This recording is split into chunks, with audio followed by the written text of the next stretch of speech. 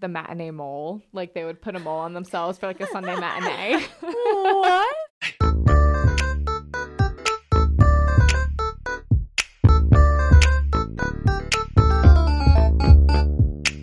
Hello, we are here at Sun Sounds of Arizona in Flagstaff, Arizona, and welcome to episode 36 of Untamed Shrews Women Talk Theater, presented by the Flagstaff Shakespeare Festival. I'm Becki. And I'm Hannah. Just like January's episode, Dawn is still out on maternity leave. So today we have another honorary shrew with us, Christine Schmidle. Yay! Christine was an early guest on the Shrews and is the director of vision and text at FlagShakes. And she's also covering for Dawn for maternity cover while Dawn is away. So hello, Christine. Can you tell the Shrew Crew who you are and how you've been since the last time that we have heard from you? It's been quite a while. Which may have been like 3 years. Yeah. You were like, we always say this. What's the joke? You're episode 3. I think you might be episode 2. Yeah. Maybe episode days. 3. Yeah. Yeah. Everyone was episode 3. But you probably were episode 3. Yeah. Well, it's fantastic to be back on the podcast. Woo! Woo. So yeah, I'm mostly a freelance director and Shakespeare text expert or coach. So I've worked a lot at Shakespeare's Globe in London on over 60 productions. And I'm now really focusing on sharing all that I've learned and experienced there with whoever wants to work with me. So Everyone. Yes. So that's really what I'm currently doing. So I'm a bit of a jet setter and Oh, yes, you are. loving the life as is currently. So yeah, Yay. and very excited to be back here. Yay. Yay. Yeah, it's so nice to have you in Flagstaff. Christine, why are you in Flagstaff right now? Well, there was this amazing project, this collaboration between FSO, so Flagstaff Symphony Orchestra, and FlagShakes.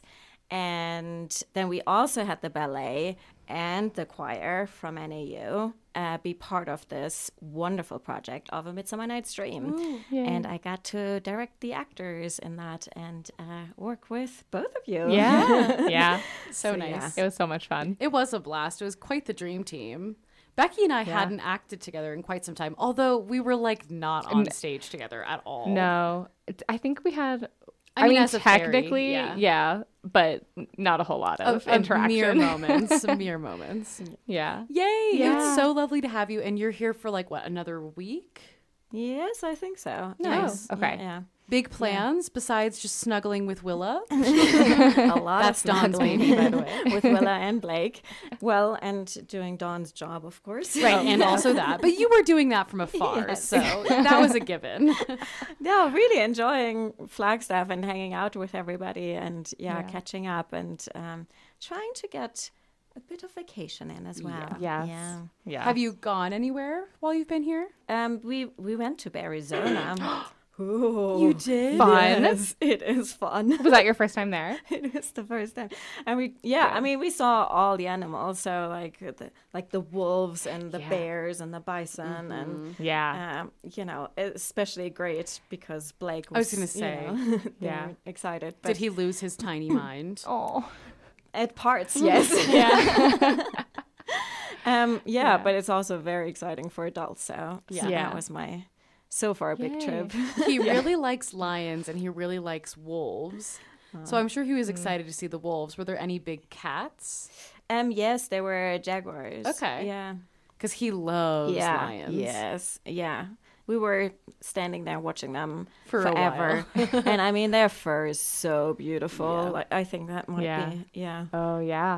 probably the most incredible fur of all the cats that I'm aware of. Yeah. Yeah. I mean, Blake is almost still a little bit too young for it. So, I'm sure they'll do a lot more Go back. trips. Yeah. Yeah. Yeah. That's yeah. awesome. Yeah. Yay. Well, we need to make sure that we plan some Gal time. Yes. 1 or 2 more gal hangs Yeah. before you leave. I know. Duh. Yeah. Yeah. Lovely. Yay. How about you, Becki? Doing pretty good. Wait, I do want to say that last night I had a dream that we were doing, Christine was directing Winter's Tale. Oh. But it nice. must have been like Like similar it. to what we did with Midsummer. except it was a panic dream because I was like, I don't know my lines. And I was like, I know I knew them, but like I don't know them now. And I couldn't find the page in the script where they were. I mean, you know, it was one of those like theater dreams. nightmare dreams. Yeah. But yeah, and like Christine, you were like, you all should know this. Do we need to stop the show? Blah, blah, blah. And I was like, this is not Christine. Agreed. But yeah, Also, that's strange because the show is over. I wonder know. why your brain was like subconsciously worried about it. Yeah. I also last week had a panic aerial dream where I like forgot the choreo. Yeah. And I have never had a panic aerial dream before. Yeah, so. me either. Interesting. I've definitely had panic theater dreams for sure. I mean, possibly better to have them after the Yeah. actual performance than before. Yeah, because then you wake up and you're like, I'm good. Yeah, like I knew my lines. Yeah, exactly. Oh, interesting. I'm sorry. That sucks. No, it was thrilling. But yeah, so February has just been like a race to get to the end, it feels like. I was a stage manager for the Hungry Hearts Cabaret Ariel and Love Advice show, which was so much fun. I always say it's my like coming out of retirement, stage management retirement to do that show. Once a year. Yes. And then that was right before or maybe in the middle of midsummer rehearsals. And then we had the midsummer performance, which was amazing. So much fun. It was so cinematic to like have the orchestra behind and the choir and the ballet. Maybe cinematic's not the right word, but it's just very grand. I agree. Yeah. It feels like very, very early cinema music. Yeah. And then I went to Durango to kind of finish up Polar season. And now I'm back for a week. And then I get to go for vacation for basically the whole month of March, which is exactly what I wanted to do. So where are you going? I'm going to meet my parents in Aruba, and then I'm going to go to the UK, London, Belfast, and Edinburgh. I think you can pronounce it both ways. I literally don't know. Yeah. Christine, you'd I know. would say Edinburgh. Edinburgh. So like no G at all. Okay, Edinburgh. Edinburgh. Okay. Yeah. So I'm going to do that, and I'm very excited. And I also, maybe just like a little like, I don't know, more personal life update, but I like my hair is starting to grow back and I'm finally feeling like cute again. It's getting so curly again. Yeah. And I have missed that so much. Yeah. And I just feel more like me. So I just felt like I wanted to include that too. We love that. Yeah. Yahoo. Yeah. It looks super cute. Thank you. Hannah, what's new with you? So guys, since we switched to this every other month model, you don't know this yet, but I have been engaged for an entire month. I'm sorry, Shrew Crew, that you are a month behind. But yes, Jacob proposed. Very exciting. This was not necessarily a surprise. But yes, we have been engaged since like end of January. And we're recording now end of February for our March episode, which is so exciting. And we have a very short engagement. It was total of 4 months, but now we're already down to 3. We are down to 3. How did that happen? It's been a month. But we have just been feverishly planning this wedding. So the wedding is going to be this summer here in Flagstaff. So it's going to be gorgeous, but there's just a lot to do, and we're doing a decent amount of DIY, and like I don't have a wedding planner. It's just me and my mom and Jacob and my bridesmaids, you know, like everyone's pitching in a little bit. So it's just been a lot of planning. But we have like our venue. I have my dress, you know, Jacob has his suit, you know, like we have knocked things off the list. Yes. But there's still so much of a list left. But we're going to Puerto Rico for our honeymoon, which is very exciting. And it seems very highly recommended from everyone we've talked to. So we feel very good about the choice. I can agree. I've been there. Oh, good. It's lovely. It's lovely. Yeah. Well, you know, everyone has been saying like it's easy to get to because it's U.S. territory. You don't need a passport. It's fairly cheap to get there because it's U.S. territory. It's safe. It's easy. You can use the U.S. dollar. Most everyone speaks English, but it also still feels like you're going somewhere. Yeah. Which is really exciting. Like it's still a completely different culture, but it's not like, oh my gosh, I'm starting from zero. I don't know how to navigate in this new place. Oh, yeah. Which is nice. So yeah, we're really excited. Just so it's mostly honeymoon, wedding, and figuring out where we're gonna live. So working on that. We're just like applying for a bunch of houses right now and trying to see which one's gonna be the right place, because that's gonna come up just as quick, and gotta get obviously moved and everything. So. Of course, I was also in Midsummer, which was lovely, but I had played Helena before, so thank the Lord that I had already played Helena, because on top of getting engaged, if I had been trying to do a show, oh my gosh, I probably would have just deceased. We just very quickly worked on a bunch of things at the beginning. Thankfully, had enough done that I could kind of take that week off from wedding stuff to focus on the show, and then like immediately got back into wedding stuff as soon as the show was over. But I thought it was great, especially after doing Romeo and Juliet last October? Yeah, last November. Okay. I was like, if I could play Juliet in 2 days, I can do anything. So it was, so it was only a week of rehearsals and one night only. So I felt like I had kind of just done that. So I felt pretty good and had a ton of fun. And so, yeah, it was really lovely. So besides engagement, wedding planning, and Midsummer, that's mostly it. Yeah. That's me. Yay. Congrats. Yeah, congratulations. Thank you. Yeah. Shout out to Jacob. He's great. Well, it's so lovely to have you, Christine. It's awesome that you came all the way from Germany to be here with us. Yes, just for this recording. Just for Thank recording. you. I love doing that. Okay, so now that we've checked in, today's episode, Becki suggested rotating rep. Yeah, and rotating rep is called that, and not just repertory theater. Yes. Yeah, because in repertory theater, you're doing, or a company is doing many shows at once. But a rotating repertory theater, the way it's been described to me, is that it's the same people doing multiple shows. Not just the same company. Not just the same company. Yeah. So your actors are going to be in all shows, or a lot of the actors will be in the shows.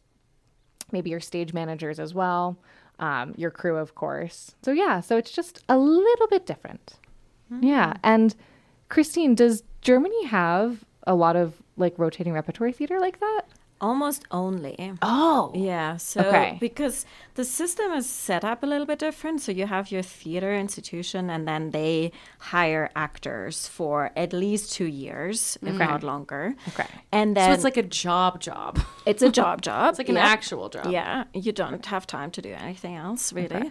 And then so the theater I worked at, they were always doing 2 shows parallel. Okay. So basically, there was always a main stage, so a big play, and then a smaller one with just like 3, 4, maybe 5 actors. And so basically, you, as an actor, you were in either of those. So you were basically in a show every single time of the year. Yeah. Usually there is like this one rotating spot of someone being off, so you get at least a little break in it all.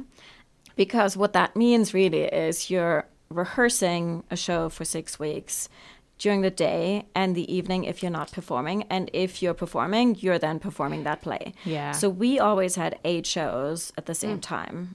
Oh my gosh. Yeah. Wow. So whenever, so basically it was always 8. And then every once in a while, one was switched out with the newest one then. And, you know, like big theaters in Berlin, they keep their shows for years and years. So it really depends on like how big the theater is, Right. Where they're located. Yeah, rural or whatever. Yeah, exactly. And then how many shows or how many audience members basically they have to cover. Okay. But yeah. And for like 8 shows, would they all have was there something that tied them all together, or was it seemingly like just a random assortment? Mostly a random assortment, but because basically the idea was that you could like switch them out after 2 years. Okay. So we played in 2 towns, so the rep was even longer. So it was 1 year in that one town and then 1 year in the other town. Oh. And then so basically it was like a 2-year cycle of like new plays coming in, and then every once in a while they kept a show on longer. If it but was usually, like really successful. yeah. But because you still have movement of like actors leaving, new actors coming in, they usually sort of try to stick to those 2 years in that town. So it always depends sort of like what your capabilities are as a theater. Because like in Berlin, you just have access to a lot more actors. So I think the Schaubühne has like 50 or more actors in. Wow. But they don't always perform all the time. Yeah. So they are more repertory rather than Like rotating. repertoire. Okay. Yeah. So do they, well, it sounds like in places like Berlin, they don't like house and such. I mean, They don't need nowhere to. really, Yeah. unless you have a summer festival. Okay. But yeah, because you're fully employed, so you get your salary. Regular job. Yeah. Yeah. And so you're responsible for your own housing, which is good. That, Yeah. So, and we also did that at, so as you know, I studied at the American Shakespeare Center and also worked with them. And they also had those. So they had, I always loved their Ren season in the spring, where they had the same company and then doing 5 shows, and they were responsible to put them on themselves. But also for the rest of the year, they usually had, so it was always the same company, although they were in a way 2 companies when I was there.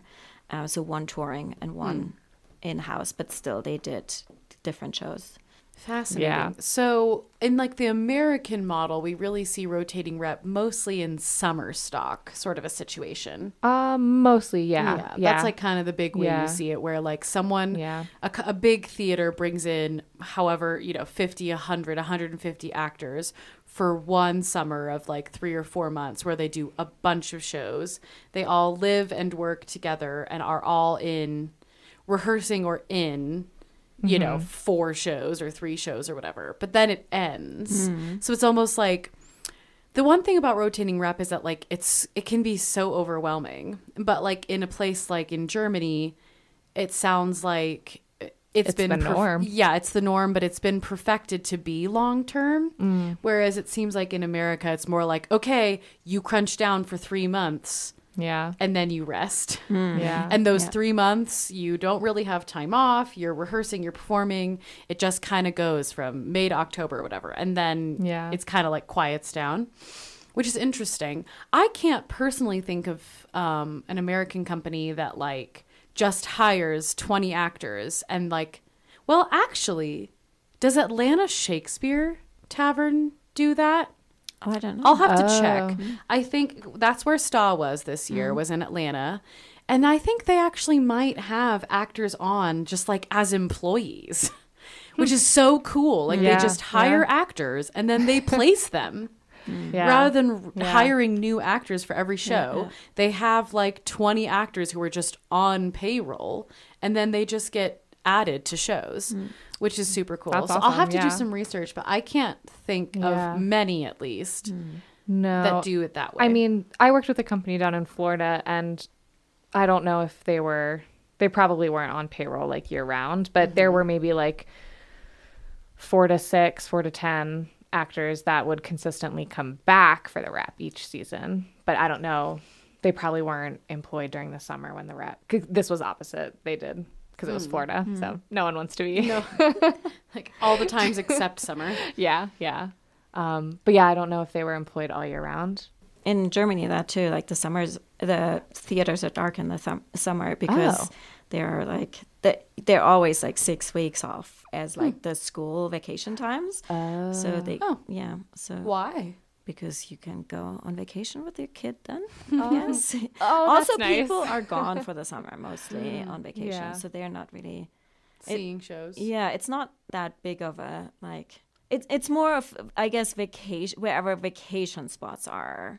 That then there's also Shows like will a continue. Oh, theater sure. offer for that, but mostly like specific like for that time. Yeah. Well, because that's so funny. For at least at FlagShakes, summer is our go time. Yeah. Yeah. But I wonder it's because a lot of people are visiting Flagstaff in the summer. Yeah. Yeah. Well, and also no one wants to see outdoor theater in January in Flagstaff No. when it we is must snowing. pivot. We must pivot. Yeah. So there's a lot of it takes a lot of stamina to be in rotating rep theater. If you're, and a lot of like mental energy to be rehearsing one show and performing another, or rehearsing, performing multiple shows at the same time. Yeah, that's really what, for me, I've never done a true rotating rep where I was in several shows. So I've done rotating rep where I was like in one show stage managing another, in one show choreographing another, in one show doing music for another.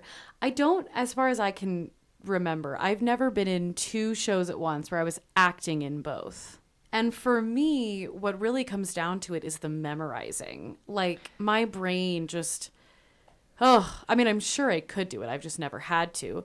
But like, that's where I feel like I would get overwhelmed, is like, I just can't fit anything else in my brain. Like, I can put in the energy and the work. Like, I can go to the theater to teach a dance. I can go to I can work on costumes. I can do this. So I could do other work, but like, where are the words gonna go? Like, I already have an entire show in my brain right now. How am I going to fit anything else? So really, for me, that's the big one. Yeah. Like, I can hunker down, get good sleep, exercise, pack my lunches. Like, I can get through the busyness, but it's the brain space that I feel like I just don't...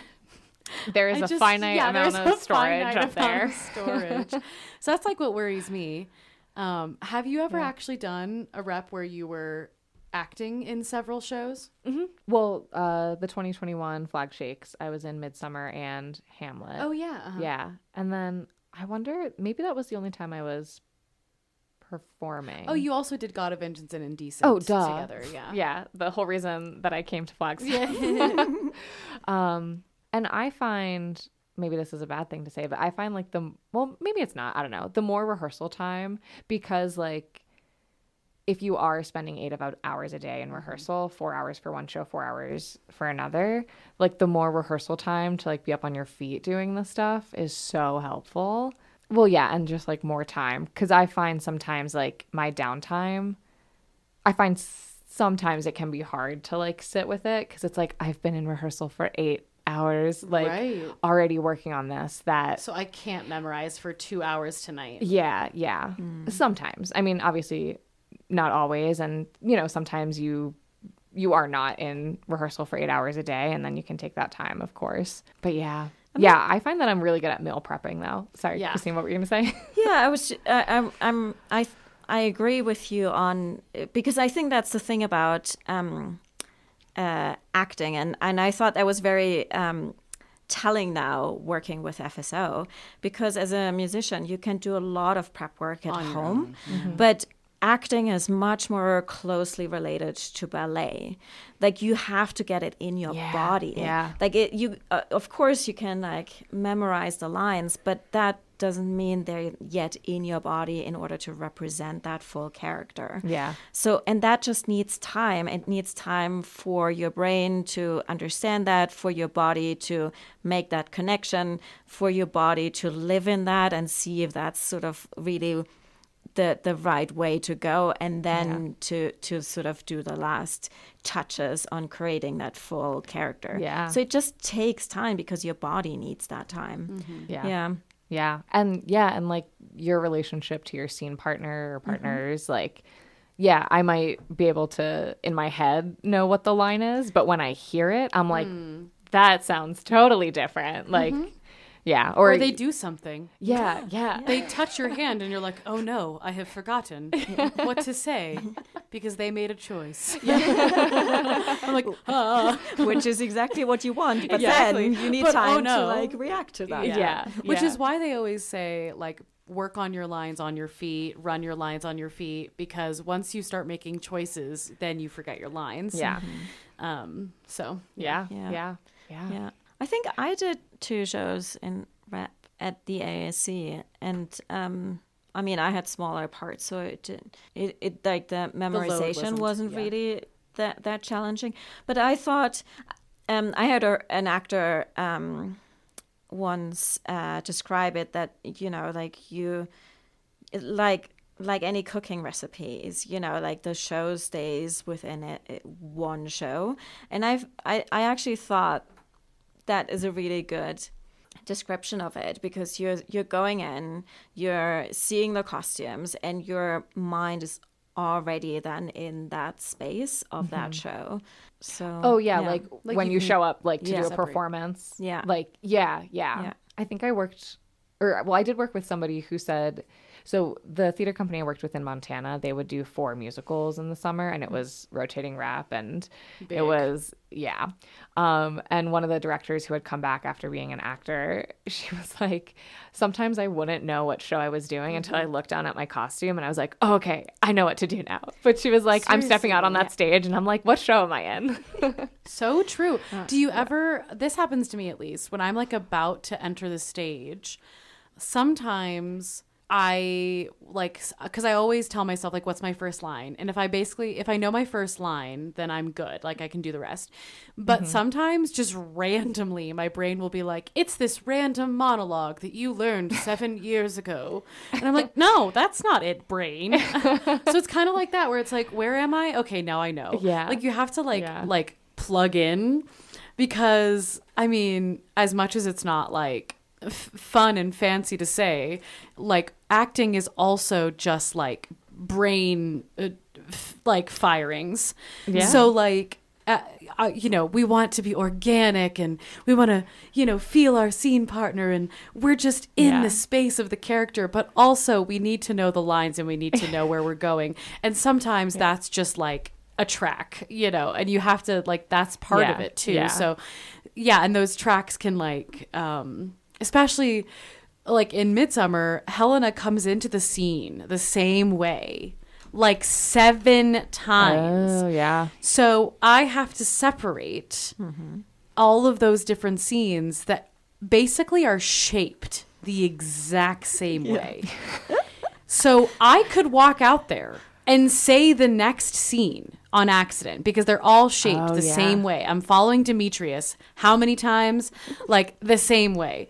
So you have to like click into where you're at. And sometimes it's like seems simple, but you're like, okay, what just happened and what did I just learn? Oh, okay, now this happens next. But it's silly, but sometimes as an actor, you don't think about those things. You're like, where am I walking next? You're like, oh no, what actually just got said to me? Yes. That tells me what's next. But anyway, long-winded. But yeah, I completely understand that. You have to like remind yourself what you're doing.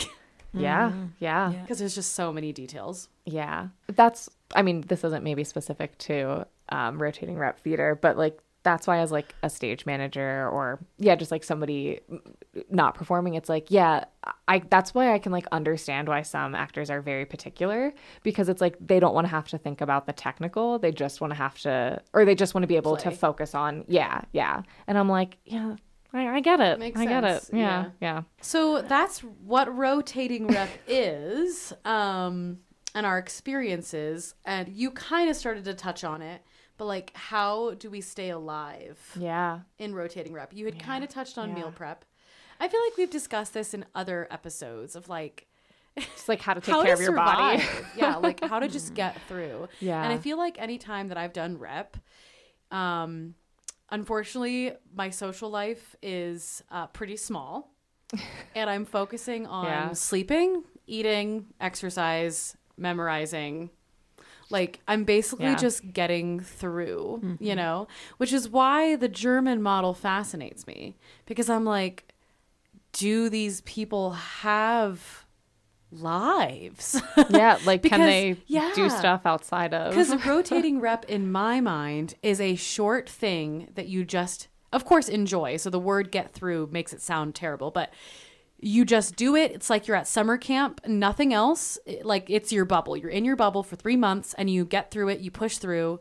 You take care of your body. You enjoy the show and the friends that you're doing the show with, and then you kind of pop the bubble and release.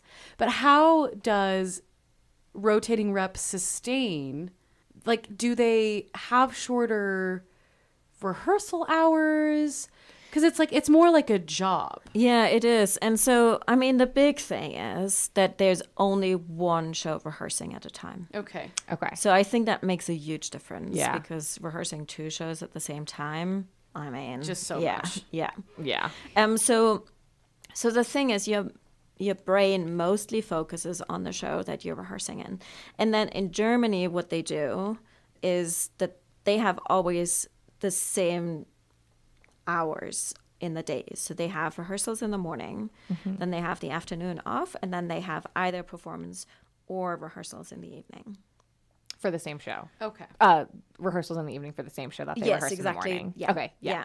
Yeah. Or One they're or the other. performing Yeah. something completely different. Yeah. Okay. I think You do have that awkward break, though, which they is hard. do. I And agree. that- I've never really got around that. That's Yeah. what makes me feel like they don't have a true life, because that sounds so dramatic, but like, you don't just get to then leave work. Like, you have a break, which is yeah. great, But you come back. but you come back. Yeah. Unlike a regular job where it's like, I'm there, I'm done, I go home. Then Yeah. I spend time Yeah. with my husband, my kids, I go to a workout class. Like, I feel like that break in the middle is like what makes it feel like you never put it away. Yes, I totally agree with that. So I never really got into the rhythm of Yeah. having that. Work-life Yeah. balance. Although I do know a lot of actors that are really glad about it because they always know they can do all sorts of live stuff in the yeah. afternoon. Yeah. You know, they always have time for their kids in the afternoon. And then you're also not always called for rehearsal, of course. So it doesn't mean necessarily that you're actually working each evening. That's true. Or each morning. Yeah. What's the, like, is there a typical break time? Is it like between 12 and 6 or between 1 and 5? Like, is Yeah, there... so we would rehearse 10 to 2 and then 6 to 10, I think, again. Okay. Yeah. If you were rehearsing. Yeah. Then if you Yes. had a show, you had even less response, you know, because Yeah. you just show up for the show, you go home after Yeah. 2.5 hours or whatever. Yeah. That's actually also the funny thing. Once you're in the show, it's actually so much less work. Yeah. Yeah. Because when you're in Yeah. rehearsal, it's also more exhausting because you're doing the same Yeah. scene 10 times. Once you Yeah. open the show, you just get through your 2.5 hours Yeah. and Yeah. you're done. Yeah. I mean, that's what I thought is sort of the unfortunate drawback about the rotating rep is that, you know, I got to work with a lot of very different directors, which was great. And then some really established something in that 6 weeks of rehearsals. But once it was in rep, the focus of the rehearsal was again on a very different style of rehearsal. And so sometimes the very clear cut of a production would slightly be watered down based on the fact that you were now sort of pushed in a possibly completely different direction. So it's sometimes I sort of thought it was a shame that you lost some of the like crystal clear result that you had once you open a show, because I mean there isn't really that. Yeah, you have to survive really in many ways. So, and especially the idea generally is always that you would get a big role and then a lot of smaller roles. But the reality, unfortunately, wasn't always that. So some actors were really pushed to the limits. Oh. Because they were getting big roles and Or Of a course, bunch of is supporting amazing. roles, Yeah. which those supporting roles can if you're playing Get 4 you. different characters in Right. each show. Yeah. And at the same time, it's amazing to get exposed to so many different directors and plays and shows. People and and, survived that one. Yeah. Although something interesting is like we as FlagShakes do rotating rep most of the time, not always, with the same director. So that kind of, in a way, solves the problem you were talking about, because usually if we can manage, we hire one director who's willing to do both shows. And it's also the same actors and the same director. So like the parameters have been set. The style, the expectations, and the relationships are very much established. And it's just 2 different sets of material which is nice. I never even really thought about that. Yeah.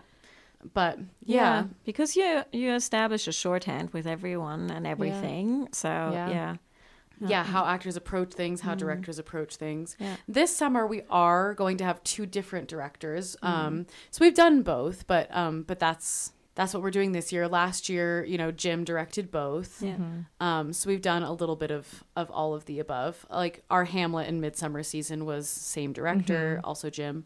Yeah. So interesting. Yeah. And at the Globe, actually, they did similar to the German model. You would open one show, and once that was open, then you would go into rehearsal for the next show.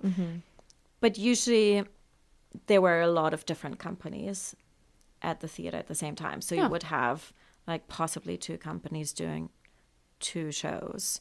But then there are also others that just came in to do 1 show. So it's really just the space, but they're being produced by different people? Is that what you mean by company? So an acting company. Acting company. Yeah. Okay. So a different cast. Yeah. Gotcha. Okay. I see. Yeah. Okay. So we kind of touched on it a little bit. Yeah. So what are the pros and the cons of rotating rep? You kind of mentioned a con is that sometimes like things can get watered down. We sort of just have to survive in some ways. So artistically, actors can get tired. They're stretched thin. They can't just focus on one role necessarily. They have to think about so many different tracks, so many different things. Cons also include things like, you never really let work go because you're in rehearsal, you're at a show, you're in this bubble, you just kind of like get through. But what are pros of rotating rep? Of course, like on a business side, since as FlagShakes, like for us, we can put on more shows at once. We can sell more tickets. We only house one actor versus 2 to play. One actor is playing 2 roles in 2 different shows rather than 2 actors playing 2 different roles. So less housing, less resources used, etc. So there are pros on the business side. What are pros on the artistic side of rotating rep? I mean, I would definitely say that you're getting stretched in many different directions, and that really informs all of your future work, as well as the work at the moment. So I think just getting exposed to all sorts of different roles and then inputs with other actors and see how their work ethic is. I think there's, in such a short amount of time, I would say you grow artistically. Exponentially. Yeah. Just baptized by fire. You're just thrown in. You're immersed. As an actor or an artist. Which, but I think is sort of actually in the way of talking about it needs to get into the body, is actually quite often beneficial exactly for that, to get it in your body and your body understanding that is sort of the rigor of it and what it needs. So I think it actually helps you for any future show that that your body and muscle memory is already halfway there. Like you can do it. yeah I think maybe this is business or audience or creatives, like getting to do shows that maybe have similar themes or contrasting themes, or like Indecent and God of Vengeance, like how many people can say they've done both at the same time? Like Indecent is based off of God of Vengeance. Like that is very cool. Or like Othello and The Importance of Being Earnest. Like, you've got this really heavy, deep show, and then you have this light little fizzy, silly, like frivolous. So just like that contrast or that juxtaposition or that like similarities and stuff. Getting to do multiple shows at once with different stuff like that. Rep can be very artistically fulfilling. Like, people who do Julius Caesar and Cleopatra and use the same actors to play the same characters. And then like, that's a really cool thing for the audience to see, because then it really feels like he's a real person, because I just saw him in 2 different plays. Wow, that's so cool. Or, like, this is not quite rep, but like when you do a canon, like when you do like the Henriade, but use like Prince Hal as the same actor all through through all the Henrys, or Falstaff follows through all the Henrys, which I guess, not quite rep unless you just like happen to do them all together. But yeah, you can see through lines. You can see through lines. You can see connections. Which is really cool stuff for both actors and audience members. If you especially if you do something like Julius Caesar, Cleopatra, and you're playing one of those characters, like you become that person and you get to be that person in several different instances, which is super cool. So stuff like that can be really awesome in rep. Although to be honest, I don't feel like it's utilized. I feel like rotating rep is not utilized thematically as much as it could. I would agree. Sometimes it feels like it's just like what's going to be a big seller, what's going to be the moneymaker, a smattering of shows. Although I would argue like Othello and the importance of being earnest is actually great for both audience and people involved, because it's a really nice antidote to That's it. true. So you sort of get to explore the depth of human nature as well as the heights of it, and really enjoy it. So, and I think actually if you do both at the same time, you are also more willing and possibly capable to go deeper, because you have this lovely antidote of having fun on stage again after, and then, get to enjoy it. You can take a breath. Yeah, exactly. You're not just living in the... It's not all heartbreaking. Yeah, exactly. Well, actually, speaking of, so... we have announced our summer season, so go look on our website and stuff. But that's exactly what we're looking at for our summer season. We're doing Julius Caesar and Merry Wives of Windsor, and we very much like Julius Caesar is like traditional masculinity, and Merry Wives is very much like the power of femininity. And they're very different shows. Merry Wives is silly and just raucous, and it's not. It's not stabbing people. And it's just for funsies, right? It's a silly little story, and Julius Caesar is political and dramatic, but they are sort of telling opposite stories, which kind of in a way makes them perfect for each other. Which we talked about when we decided on them. So also come see Julius Caesar and Merry Wives of Windsor. Yes. Little plug. Yes. That's really interesting. I don't know Merry Wives of Windsor as well as I know Julius Caesar, but that was really interesting what you just said, that like Julius Caesar is kind of like sitting in this masculine, traditionally masculine, and Merry Wives is a little bit more feminine. Well, because Merry Wives has a really awesome set of female characters. It has, of course, the Wives of Windsor, but it also has Mistress Quickly. So there's like 3 quite powerhouse ladies leading that show. And of course we have Falstaff, who's a huge part of Merry Wives of Windsor, because he causes all the trouble. But there's really 3 large female roles in that show. And then you look at Julius Caesar, that has 1 traditionally.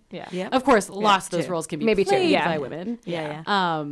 But there's so few roles for ladies. They very much serve the men in the show. Yes, absolutely. And that's the great thing about Merry Wives too, that the women work with each other to have fun. Like that's we really see how well they're supportive of each other and work well with each other. It's such a good show. I love Merry Wives. Merry Wives was the first show I did with FlagShakes. I know. So it's so exciting for us to be coming back to it. Although I'm not sure if I'll be able to be in our summer shows because honeymoons. Good reasons. Really good reasons. Very good. I might be in Puerto Rico when we start rehearsals, so it might not work out. So lovely. Nice. So, do we have any fun stories of times we've been in rep? Well, I don't know if this is necessarily like rep related, but I was doing a show with a theater company in Montana, and we were, it was like the height of the season. We had 4 shows that were like the sets were just living backstage, but somebody was doing like a prank throughout like the company where it was like. It was this, I think it was this like Daddy Warbucks like commemorative plate. What? We were doing Annie for one of the shows. Daddy Warbucks commemorative plate. But like somebody hit it on one of the set pieces, and like I was doing my checks as the ASM, and I was like, what the fuck is this doing backstage? Like, this is gonna end up on stage. And I mean, I just got like mad. I was like, to the person who started it, I was like, this can't happen. And he's like, I'm sorry, it wasn't me. I'm like, I know, but I don't know who it was. So like, I'm coming to you. So people were just hiding it in silly places for people to find to find. Yeah. And I was like, it can't happen on stage. I was going to say, it can be backstage, like put it under a prop or something. Or like under don't put it on a makeup. set piece. That's going to make its way. Yeah. But like people would do the matinee mole. Like they would put a mole on themselves for like a Sunday matinee. What? I've never heard of that. Lovely. I mean, oh my gosh. Sometimes you just got to make a Sunday matinee better because they can be sleepy. It is the end of the week. Everyone is just like pushing through to that last. Or sometimes can be. I don't want to say it's a worse show because it definitely is not. But people are a little bit more tired. That's really funny. I will say I feel like in reps, the good thing about rep is that like you settle. So you can have more fun backstage. You can like chat with your coworkers a little bit more. You can like do silly backstage content. You can do matinee moles. You can do like, because you're not just like, where am I standing and what lines am I saying? Like you've settled into it so much that it's so much in your body, as Christine has said, that you can just like enjoy yourself a little bit more, which is fun. Agreed. Silly stories, Christine? Any matinee moles? I'm really bad at sort of like retelling any stories. German theater is serious. So no, they were serious. Yeah. No matinee moles. No, that's absolutely not true. I don't know. I don't remember any specific where people like try to do stuff. I do remember like funny bits that happened. I feel like more of that was going on at the Globe, especially like with like later shows, like recent shows where the actors were also asked to sort of bring in a lot of input into the shows. So they were, sometimes new curious addition to costume pieces or something, Right. New choices were being made. But I don't have anything specific that sort of stands out that was triggered by the fact that it was rep. Another thing with sort of along those lines that can happen in rep is, again, you run for a decent amount of time. And some things can morph. Like a joke that took 5 seconds, like, can get milked to the point of like, okay, this is wrap too it up. much. And also, I mean, Broadway is not rep, but similarly, a really long run or something like Broadway where like it just has no end date, it can also get hard. I've seen shows where the actors are dead behind the eyes. Oh, no. They've been doing this show for 4 months, 6 months, a year, 2 years, and they're just getting by. And that can get hard on an audience, obviously on an actor, because like, how do you bring that newness? And that's why I just thought that the matinee mole was so funny. Agreed. Because you do have to find a reason to like have fun today. It's a Sunday matinee. This is my job. Last night I went out with my friends because I have a life, and now I have a Sunday matinee. And I'm an actor. I have to find the same energy that I found on a Friday night. But it's a Sunday afternoon. Like, how do I find that vigor? And that's why I think it's fun, like, seeing the backstage shenanigans, the Daddy Warbucks plate. Like, what is making me laugh today that's, like, making me get through this production today? And I think that's the hard part can be about rep, is that you run for a few months and you have a lot that you're doing, and you're doing so many shows and you're tired. And like, what makes it different today? What makes it new today? Because the audience that's there on the Sunday matinee wants the same show that opening night saw. And I think sorry, go ahead. I was just gonna say, I think sometimes people who are not in the business forget that like things can be mundane for like theater as well. Like like it is like, yeah, like I Still a enjoy my job. job, but it's still a job. Yeah. Yeah. And sometimes doing the same show 100 times, you need to find a new way to tap into that like fun playfulness. Right. Agree. Yeah, like not just zoning out. Oh my gosh. Yeah. Accents are always a fun thing that appear on stage. Okay. You're like, where did that come from? Like, we don't rehearse that. Okay. Yeah, we did a show at the Globe where Duke Frederick, I think, all of a sudden appeared with a French accent one time. Just one and show. thankfully did not repeat itself. Did Duke Frederick realize, or was Duke Frederick told? No, I think that was an actor choice. Okay. Was he told to stop? Oh, I don't know. Okay. Okay. Or did he realize, like, oh, maybe that wasn't the best choice for that moment? I Didn't work. I don't know. Duke Frederick, like in As You Like It? Yeah. yeah. Silly. Yeah. I loved David Scandura's accents in Two Noble Kinsmen Oh, as the doctor. There were a couple very yeah. fun ones coming out. Oh, fun. Yeah, that was always, and kept everybody on their toes because nobody knew what accent would come out today, But sometimes that's exactly funny. the right thing Yeah. to do. Yeah. and, For the right you know, character. Yeah. Yeah. Yeah, exactly. I mean, Yeah. you don't want, every Yeah. character to do that, but Yeah. But yeah. a clown could change up every day because the Yeah. clown is unpredictable no clown. matter what. Yeah. So it keeps us on our toes. Oh, that's something that Jim put into Midsummer Night's Dream was the one aloof stand sentinel talking about the fairy. Jim was like, I got to choose. oh yeah, you said it. Yeah, he was like, pick someone new. And I was like, oh my God, I can't do this. I was so nervous. No, yeah, I got to choose a new fairy every night to stay because Yeah. I was like the head fairy or fairy yeah. one or whatever. So I got to choose, and I think I did my best to like try to choose someone truly new every time. Yeah. So I think because we Yeah. only ran for 2 or 3 weekends and there was like Yeah. 7 fairies on stage. So I think most everyone got like one chance to do it. But Yeah, I've seen that with the witches in Mackers.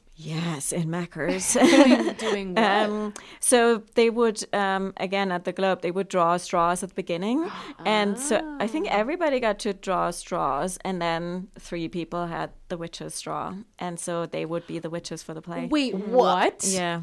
Wait, Like new people would play those roles every day? So everybody knew The witch track? witch's track. Yeah. wait, that's so fun. Yeah. That is Yeah, really yeah. fun. So it's like always with a combo of new people. Yeah. Wait, but who were they playing otherwise when they weren't witches? Like a So bunch they of were all ensemble like members? yeah. So everybody had a part in the show. But then you just was never clear who on that specific night would play the 3 witch. witches. Oh, so you Yeah. were, if you drew the straw, you were the witch and your normal. Your track. other Yes, character. exactly. Oh. So you had your main That's track. nerve-wracking. And then, but also fun because that is sort of you as your track sort of gave you a little bit more every once in a while. And then sort of, and Kept it it fresh. sort of, and for instance, if you're Mackers and then play a witch, like how does that inform your storyline? How And, can you do both? Yeah. Oh my. That's fun. cool. Yeah. That's fun. So just bringing it back to directors, like directors can help kind of keep things fresh, like Yeah. giving the freedom of whatever accent you want to choose that night, or pick a random person, or Yeah. who's playing the witches tonight. Yeah. Who knows? Who knows? Which is why stuff like Clue is fun because there's like certain shows where you can like choose your own adventure or the audience votes and Yes. that kind of stuff does not get boring because it does change and Keeps it fresh. I think that with Clue, Clue the musical, I think there's like 120 ways that show can actually be played. Whoa. Or something crazy like that. So like the detective or whatever character has to know an insane amount of lines because it will change. They got to lead the based on whatever like the audience votes for or whatever. So yeah, there are fun ways like that, which I also just love. Like any chance for improv. I mean, that's also why FlagShakes, I love the way FlagShakes does things with a lot of audience and human connection because it does feel new every night because when I say that line, I look at someone and I make a giggle or like, even with FSO, like it was a proscenium, but like I remember I like took the yet she is little, though she be but little, she is fierce line to a little kid. And I looked at them and was like, even though you're little, and I couldn't have expected a kid to be in the front row. But as soon as I looked, I was like, oh, I'm gonna do that. That's kind of fun. So it's like, when you do have that human connection, you can make it new, because the people in the audience are never gonna laugh at the same things. They're never gonna look at you the same ways. They're wearing interesting outfits that you can talk about or mention or use to make a joke or whatever it happens to be. So you can keep it fresh. Any last minute thoughts on rotating rep, what it is, how we do it, how to stay sane? It can be really rewarding to do it. Agreed. Yeah. I think staying sane is the most important thing to think about. But then everything else, if you have that in your back pocket, then you can really enjoy it. Mm-hmm. Yeah. Yeah. Yeah, if you take care of the human stuff. Yeah. Yeah. Which we've talked a lot about on this podcast. We talked about just staying alive. Yeah. Yeah, I think it can be awesome. It can be great on the business side of things. It can be cool for actors as long as it's done healthily. Yeah. As long as it's done thoughtfully, because also I think a lot of companies can do rep in a very unhealthy way. Yes. And then their actors get burnt out. Their technicians, their stage managers, and they're just running everybody ragged all the time, and that's no good. So as long as the work is put in on the front end to make sure that it is sustainable, I think rep can be awesome. Agreed. Yeah. And yes, please come to our rotating rep this summer. So definitely mark your calendars for July and August. We are doing 4 weekends this year rather than 3, which is awesome because we sold out all 3 weekends last year. Yay. But we will be at Lowell Observatory again. So it was so pretty there. Yeah, it was amazing. So if you're local to Flagstaff or just in the Southwest, or if you just want to come out from wherever you happen to be, please come see Julius Caesar, Merry Wives. It's going to be an awesome season, and hopefully we can take what we learned about rotating rep today to make sure that our actors and our technicians survive the summer and enjoy themselves. Agreed, yes. Yeah. Yeah. Alrighty. Cool. Well, thank you so much for joining us, Christine. It was amazing. How can people find you if they want to hire you as a text coach or as a director or just want to learn more about you? How can they contact you? Yeah, so I have this website called actshakespeare.com. So yeah, very easy to reach out through that. And yes, I'm very excited to just share all that I know and love. And I think it just really enables actors and directors to just go at Shakespeare a little bit more comfortable and relaxed. And that just opens up so much more artistic freedom. So nice. So yes. Yeah, and thanks for having me. Yeah. It's been another amazing podcast. So thank you. Good. Well, it was so lovely to have you again. Yes. Hopefully, I was going to say, we'll see you in 3 years on this podcast again. Yes, but hopefully it's before then. Yeah. I'm sure it will not be that long. No. Alrighty, well, thanks, Christine. Thanks for listening to this month's episode of Untamed Shrews. I'm Hannah. And I'm Becki. Join us for our next episode in May. Follow Untamed Shrews on our Instagram at Untamed Shrews Podcast and on the FlagShakes website. All episodes of Untamed Shrews can be found wherever you get your podcasts, as well as on sunsounds.org. Please subscribe to the podcast, leave us a review, put us in your Instagram stories, donate at flagshakes.org/donate, become a podcast sponsor, and buy Shrew Crew merch. Help support the Shrew Crew. This episode of Untamed Shrews, starring Becki Zaritsky, Hannah Fonts, and Christine Schmidle. Show art by Calliope Luedeker. Podcast theme song by Cadence Lamb. Podcast produced and edited by Hannah Fonts. Now engaged. Hannah Johnson almost? Yeah. Oh my gosh. No, I won't be Hannah Johnson by then. Okay. Wait, the May episode. No, it'll be like a week yeah. before. Yeah. Okay. The July episode will boy. be produced and edited by Hannah Johnson. Amazing. Presented by Flagstaff Shakespeare Festival and recorded with Sun Sounds of Arizona. Special thanks to our audio engineer, Gina Byars. Woo! Thank you, Gina. Bye. Thanks, Christine. Bye. Bye. Bye.